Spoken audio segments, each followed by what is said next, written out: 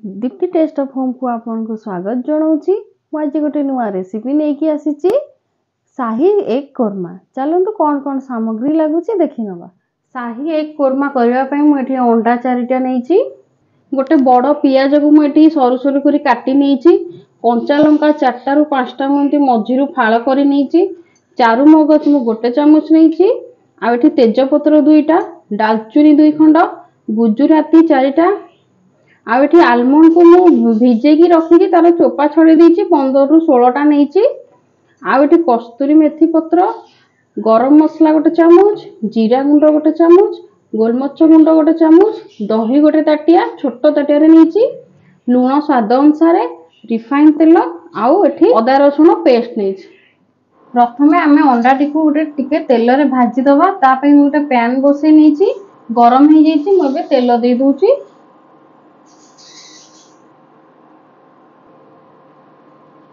तेल गरम हो गलानी, आम गोटे गोटे कर अंडा को पकई दबा। मुझे अंडा को फाड़ कर काटी नहीं, आपन चाहिए गोटा भी करि परिबे। हल्का खाली भाजीबा, बेसी लाली करबानी।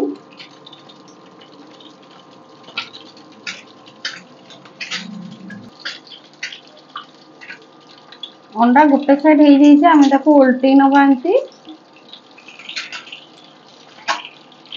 टिके टिके ब्राउन हो एपटे भी सेमती लाली होगले आम काढ़ी नवा।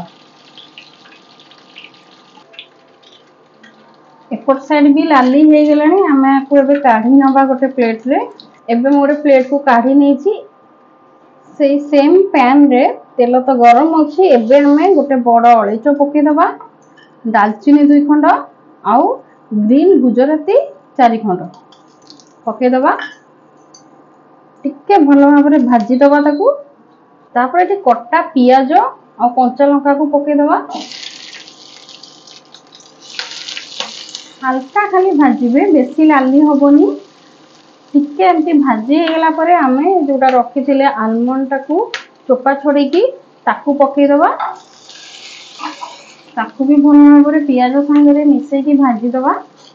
भल भाव में भाजी तो हो गलानी। एबे हमें ताकू गोटे जार रे काढ़ी दबा। आपको आमे सब गोटे स्मूथ पेस्ट बनेबा। देखंतु गोटे जार रे काढ़ी नहीं, ता संगे जोड़ा चारु मगज रखिली ताकू ऐड करके आमे बाटी नबा। देखंतु एबे पूरा एमती स्मूथ पेस्ट तैयारी हो जाइए। एबे चलंतु नेक्स्ट प्रोसेस को जीवा। एबे मु सेई पैन रे टिके तेलटा गरम कर नहीं, तेल गरम हो गलानी। एबे तेजपत्र पकई दबा। तेजपत्र टिके भाजी होला परे आमे अदा रसुण पेस्ट गोटे चामच पकई दबा। अदा रसुण टिके लाली हो गला परे आमे से जोटा पेस्ट बनेथिले ताकू आमे ऐड करि नबा। भल भाव में मिसई दबा। ये पेस्ट जो ऐड करेंगे से गैस टाको लो फ्लेम में रखिए, ना सब पोड़ी जीवो। टिके भाजी देबे। तो सेम जगह रे मुझे पानी देकी ताको आउ थरे पकई देबी। बाकी जेतिकी अच्छी भल भाव में मिसई नबा। के भाजी हो गला परे जोटा हम पानी पकई ना ताकू टिके पानी मरिबा पर्यंत हम भाजीबा। टिके भाजी हो गला परे हम जोटा गोटा मसला जो गुंड मसलाटा रखीचे ताकू पकेबा। गरम मसला, जीरा गुंड, गोलमरीच गुंड, स्वाद अनुसार लुण भल भाव में मिसई दबा। तो एठी एक कोरमा होउची त माने एटा हळदी गुंड और लंका गुंड हम एठी ऐड करिबानी। एटा व्हाइट ही देखा जीवो। सब मसला गुडी को भल भाव में मिसई नबा। मसलाटा एबे 3 ରୁ 4 मिनिट भाजी हो गलानी। एबे हमें दही ऐड करि नबा।